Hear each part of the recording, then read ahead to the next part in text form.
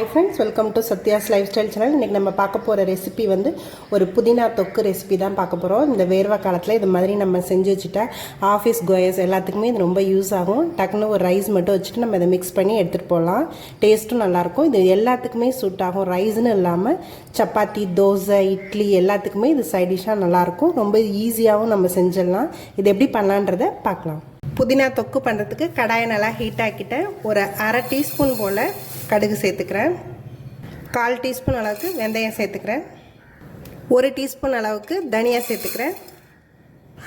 1 teaspoon அளவுக்கு வெள்ளை எள் சேர்த்துக்கிறேன். வரமிளகா ஒரு 5 நம்பர் போல் சேர்த்துக்கிறேன். இது நல்லா வறுத்துக்கலாம். கடுகு வந்து நல்லா பொரிஞ்சு வரும். அதே மாதிரி எள்ளும் நல்லா வெடிச்சு வரும். அது வரைக்கும் நம்ம இதை வறுத்துக்கலாம். எள்ளு நல்லா வெடிக்க ஆரம்பிச்சிருச்சு. ஒரு 10 நம்பர் போல் வெள்ளை பூண்டு வந்து சேர்த்துக்கிறேன். சின்ன வெங்காயம் ஒரு 10 நம்பர் போல் சேர்த்துக்கிறேன். புதினா வாஷ் பண்ணி எடுத்து வச்சுருக்கேன், சேர்த்துக்கிறேன். அதையும் இது எல்லாத்தையுமே சேர்த்து நல்லா வதக்கிக்கலாம். இது நல்லா தேவையான அளவுக்கு நம்ம வதக்கியாச்சு. இது நல்லா கூல் ஆகட்டும். இது கூடவே இந்த அளவுக்கு புளி சேர்த்துக்கிறேன். இதை நல்லா அரைச்சி எடுத்துக்கலாம். இந்த மாதிரி நம்ம கொஞ்சம் குறைனே அரைச்சி எடுத்துக்கலாம். இந்த புதினா தொக்கை தாளிக்கிறதுக்கு கொஞ்சம் தாராளமாகவே நல்லெண்ணெய் எடுத்துக்கிறேன். தாளிக்கிறதுக்கு கடுகு சேர்த்துக்கிறேன். உளுத்தம்பருப்பு கொஞ்சமாக சேர்த்துக்கிறேன். கொஞ்சமாக பெருங்காயத்தூள் சேர்த்துக்கிறேன். அரை டீஸ்பூன் போல் மஞ்சத்தூள் சேர்த்துக்கிறேன்.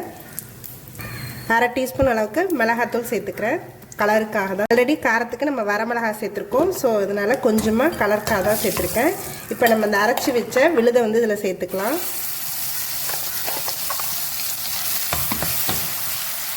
இந்த தொக்குக்கு தேவையான அளவுக்கு சால்ட்டு சேர்த்துக்கிறேன். இது எல்லாத்தையுமே நல்லா மிக்ஸ் பண்ணிக்கலாம். இதை நம்ம ஒரு 5 மினிட்ஸ் க்ளோஸ் பண்ணி வச்சிடலாம். இந்த எண்ணெய் வந்து பிரிஞ்சு வரணும். அதனால ஒரு 5 மினிட்ஸ் ஆகும். இது வரைக்கும் நம்ம இதை க்ளோஸ் பண்ணி வச்சிடலாம். 5 மினிட்ஸ் ஆயிடுச்சு. பார்த்தீங்கனாலே தெரியும் சைடில் நல்லா எண்ணெயெல்லாம் பிரிஞ்சு வந்திருக்கு. லாஸ்ட்டாக ஒரு 2 டீஸ்பூன் போல் நல்லெண்ணெய் சேர்த்துக்கிறேன். இப்போ இது ரெடி ஆகிடுச்சு, நிறுத்திடலாம். நீங்கள் வேணும்னா லாஸ்ட்டாக ஒரு சின்ன கட்டி வெல்லம் வந்து சேர்த்துக்கலாம். வேணுங்கிறவங்க சேர்த்துக்கலாம், அது ஆப்ஷனல் தான்.